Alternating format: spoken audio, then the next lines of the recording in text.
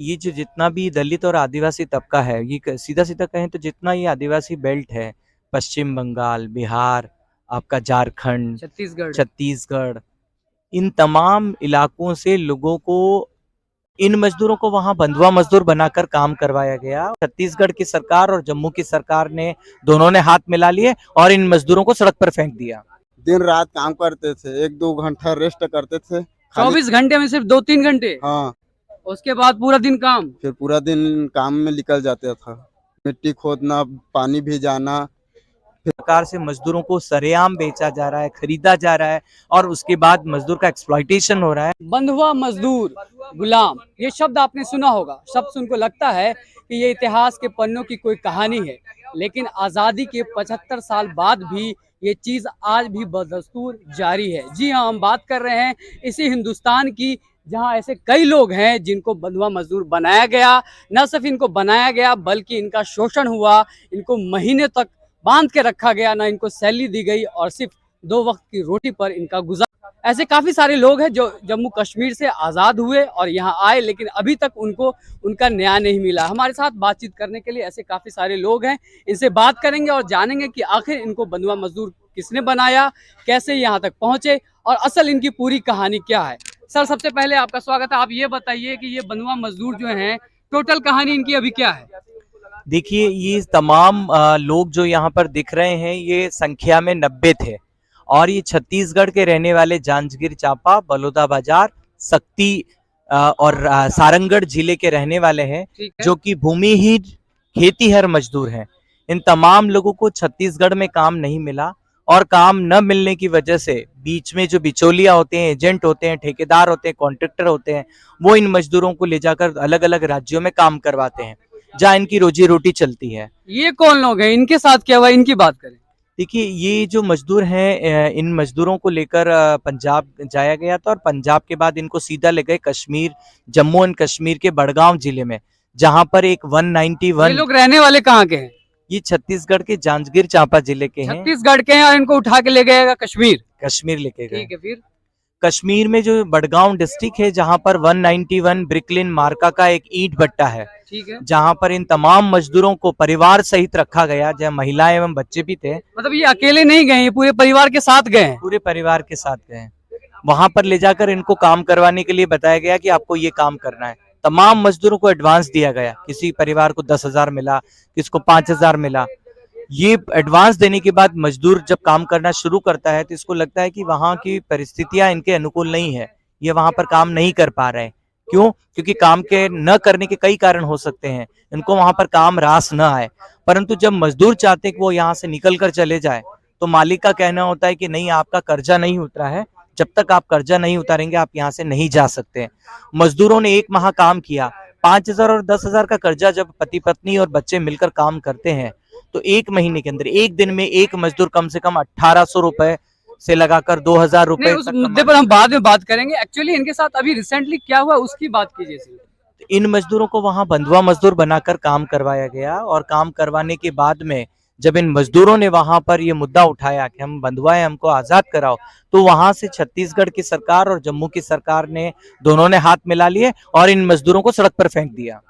मतलब कश्मीर से उठा के इनको फिर बाहर कर दिया गया। तो मेरे साथ बात करने के लिए असल में वो लोग हैं जिनको सच में बंधुआ मजदूर बनाया गया। आप अपने बारे में बताइए, क्या हुआ था एक्चुअली? हम एक्चुअली हुआ था वहाँ पर कि हमें बोला गया था, वहाँ ठेकेदार आया था और बोला कि वो हाँ वहाँ चलो। ठेकेदार कहाँ आया? पंजाब आया था। पंजाब। हाँ, ठीक है। तो पंजाब में बोला कि श्रीनगर चलो काम करने के लिए। तो हमने बोला कि हम लोग नहीं जाएंगे श्रीनगर। ठीक है। फिर और बोला कि चलो क्यों नहीं जा रहे हैं, हम लोग वहाँ अच्छे से सुविधा देंगे। कौन लोग आए थे आप लोग से बात करने के लिए? वहाँ आए थे ठेकेदार। ठेकेदार कहाँ? कश्मीर का ठेकेदार। हाँ। ठीक है।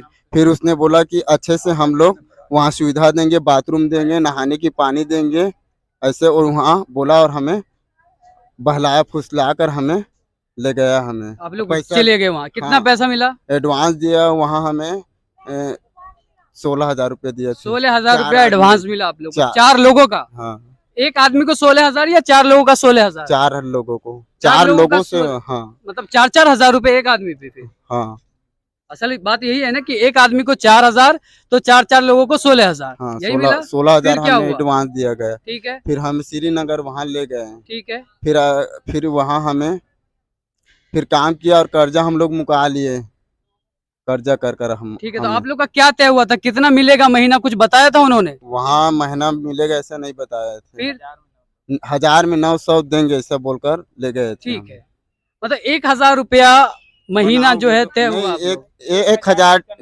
1000 ईंट डालोगे तो उसका 900 रुपये मतलब देंगे। आप लोग को ईंट भट्टा यहाँ से उठा के ले जाया गया। हाँ ईंट भट्टा पे तय हुआ कि 1,000 बनाएंगे तो 900 रुपया मिलेगा। नहीं, हमें वहाँ वही बोला था। ठीक है, फिर उसके बाद में हम लोग नहीं जाएंगे वहाँ, डर लगता है ऐसा बोला, तो कोई परेशानी नहीं है, हम लोग अच्छे से सुविधा देंगे ऐसा बोला गया और हमें बहलाया फुसलाया गया हमें। ठीक है। फिर वहाँ हमें ले गया गया, फिर आप लोग कश्मीर चले गए। कश्मीर चले फिर गए। वहाँ क्या हुआ? फिर वहाँ हम लोग अच्छे से कुछ दिन काम किए। फिर उसके बाद में लड़कियों से नहाने जाते थे तो छेड़छाड़ हुआ ठीक है, और धमकी देता था, हमें आने जाने नहीं देता था। मेरी बेटी 1.5 महीने का है, तो उसकी माँ का दूध नहीं आता तो दूध लेने जाता था हम लोग, मैं लेने जाता था। वहाँ से आते थे तो कहाँ गए थे, अभी अभी इतना टाइम में काम क्यों नहीं करोगे, ऐसा बोलकर मारते थे और हमें धमकी देता था।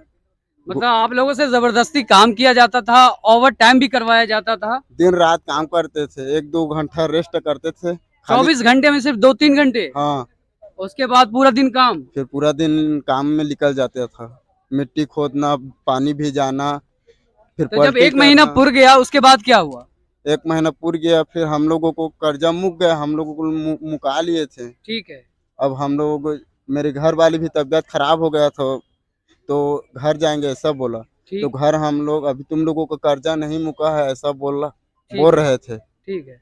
मतलब ये बोला कि आप लोग का पैसा अभी नहीं तक सधा है, अभी नहीं और काम करना पड़ेगा। हाँ, फिर और कितने दिन काम किया आप लोगों ने? फिर 4 महीने हम लोग वहाँ काम इसी किए। तरीके से 4 महीने करते रह गए। हाँ, उसके 4 बाद महीने काम किए। फिर हम लोगों को धमकाया गया, पीटा गया और हमें आने जाने नहीं देता, बंधुआ मजदूर वहाँ बना कर रखा था हमें। मतलब एक तरीके से आप लोग को जो है ईंट भट्टी पर बंधक बना लिया गया। हाँ, बंधक बनाया। खाने के लिए मिलता था? खाने पीने में 1200-1300 रुपये दे देता था, 2000 को देते थे, कभी 1500 मुझे दिया करता था। तो ये आप भी इन लोग के साथ ही थे? हाँ जी, मैं कश्मीर में थे आप? मैं भी था साथ में। हाँ, तो फिर कैसे आजाद हुए आप लोग? फिर हम लोग ऐसे मोबाइल चलाते चलाते गूगल में एक देख रहे थे, तो गूगल में कुछ सर्च किए तो इसमें नेशनल कैंपेन कमेटी का जो हमारे साथ में जो गुराना साहब हैं जी, उनका नंबर मिला वहाँ से। ठीक है, तो उसी नंबर पे हमने कॉल किया और सर से बातचीत किए कि सर हम इस तरह से ऐसे फंसे हुए हैं ऐसे करके।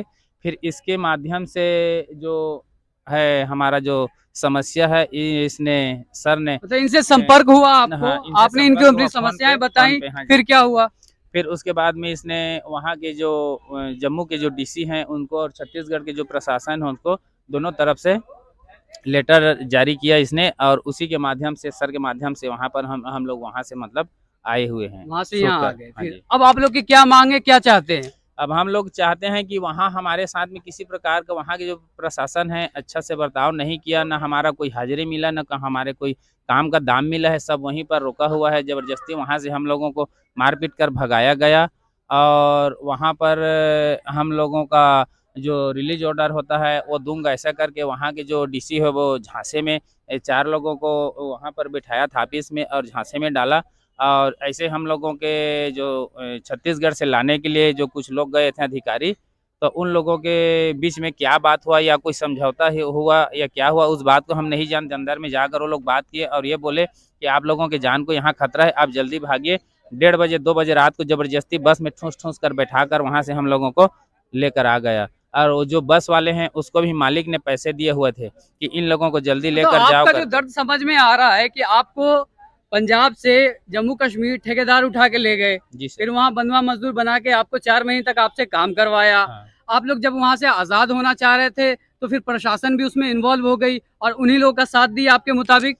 जी सर, उन्हीं लोगों का साथ दिया और हम लोगों का साथ दिया ही नहीं। वहाँ का जो एसडीएम है और पुलिस है, तहसीलदार है, सब बिके हुए थे। हम लोगों को जो हमारी बात है उनको मानने के लिए और राजी ही नहीं थे। बोले ये कि तुम कश्मीर के लोग मिले हुए थे, कश्मीर के प्रशासन की आप बात कर रहे हैं। कश्मीर, हाँ, कश्मीर की जो प्रशासन है वो मिले हुए हैं आपस में, भट्टे मालिक के साथ में सब कुछ न कुछ उन लोगों को रेवड़ी मलाई कहा जाता है एक हिसाब से राजनीतिक भाषा में, ऐसा करके उन लोगों को मिला गया है। और जो वहाँ के जो बस में लाने वाले जो ड्राइवर हैं उनको भी दिया गया था, हमें सुनने में आया। आपके हिसाब से फिर आप जैसे लोग और कितने होंगे, कुछ अंदाजा है, कुछ मिले थे और लोग? हमारे जैसे वहाँ पे और भी लोग थे, जो उन लोगों को फिर ये बोल दिया कि इन लोगों के पैसे वैसे का कुछ मामला है, ऐसा करके ले दे के उन लोगों के केस को डरा धमकाकर खत्म कर दिया। और केस को उन लोगों को बदल दिया कि ये बंधुआ मजदूर का केस नहीं है, ये जो है इनके आपसी लड़ाई झगड़े पैसे का है। तो मालिक और पुलिस दोनों मिलकर जाकर यहाँ के जो प्रशासन है जाकर इसको समझौता में ले आया है, ऐसा करके वहाँ अखबार में छपा हुआ था। मतलब देश में लगातार ह्यूमन ट्रैफिकिंग जारी है। ह्यूमन ट्रैफिकिंग पे सर काफी लंबे समय से काम कर रहे हैं और काफी सारे लोगों को इन्होंने आजाद कराया है। सर मैं आपसे जानना चाहता हूं कि आपने ये पूरा प्रकरण देखा है और बाकी और भी केसेस आपने देखे, इसके पीछे कौन लोग होते हैं, क्या वजह होती है? देखिए ये पूरा का पूरा एक तंत्र सिस्टम सा बना हुआ है, जिसके पीछे कई राजनीतिक लोग हैं, कई धार्मिक लोग भी हैं, धार्मिक बड़े बड़े नेताओं के हाथ हैं, जिसकी वजह से आज इन तमाम मजदूरों को न्याय नहीं मिल रहा है। हम कई बार कश्मीर जैसे इलाकों में इन धार्मिक नेताओं की वजह से पिट गए। क्यों? क्योंकि उनके धार्मिक जो नेता हैं, उन्हीं के चेले चपाटे जो होते हैं, वो कहीं न कहीं किसी न किसी ईंट भट्टे में या किसी कारखाने के मालिक होते हैं और उनका आपसी में एक गिरोह सा मतलब बना हुआ होता है। राजनेताओं का जो है इन लोगों के सर पे हाथ होता है, जिसकी वजह से ये चीजें फल फूल रही है। जी। आप सर ये बताइए, ये रैकेट कहाँ तक फैला हुआ है, कुछ अंदाजा बता सकते हैं?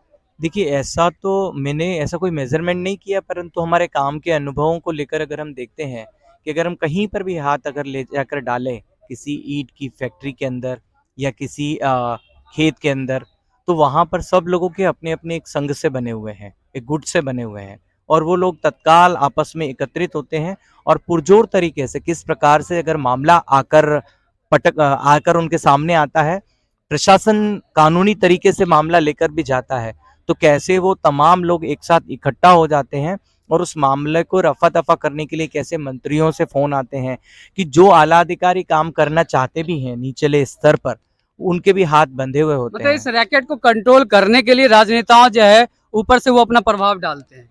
राजनेता भी डालते हैं और धार्मिक नेता भी डालते हैं, अच्छा, दोनों। धार्मिक नेता भी। जी। ये कहाँ की बात है? ये तो जम्मू कश्मीर जम्मू कश्मीर की बात बता रहे हैं। कश्मीर के धार्मिक नेता वहाँ के हैं। नौशहरा में भी हमने जब किया था तो वहां पर वो कह रहे थे कि नहीं, ये तो हमारे संत अच्छा, ये साहब किन के लोगों को चेले हैं। सबसे ज्यादा टारगेट किया जाता है? देखने में आ रहा है ये काफी मजदूर और मतलब अशिक्षित लोग हैं। देखिए ये जो दलित और आदिवासी तबका है, जितने देश में दलित और आदिवासी हैं, आज दिन तक मैं बंधुआ मजदूर को छुड़ा रहा हूँ, लगभग 20,000 से ज्यादा बंधुआ मजदूर छुड़ाए हैं। 20,000 से ज्यादा बंधुआ मजदूरों को आप अभी तक छुड़ा चुके हैं। हाँ। कहाँ कहाँ का केस है ये?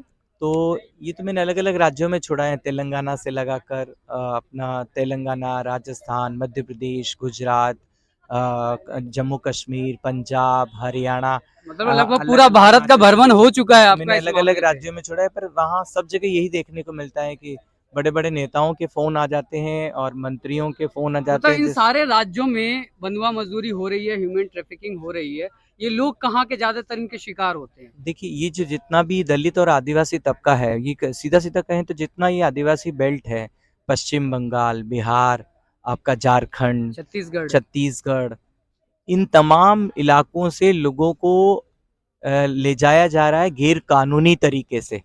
2013 में जो क्रिमिनल लॉ अमेंडमेंट एक्ट पारित हुआ था और उसमें बहुत साफ साफ लिखा गया था कि किस प्रकार से लोगों को ले जाया जाता है और विशेष रूप से महिलाओं को और इनमें बच्चों को ले जाया जा रहा है और उनको काम का अच्छे काम का जासा देकर, अच्छे दाम का जासा देकर ले जाया जाता है और वही मानव तस्करी है।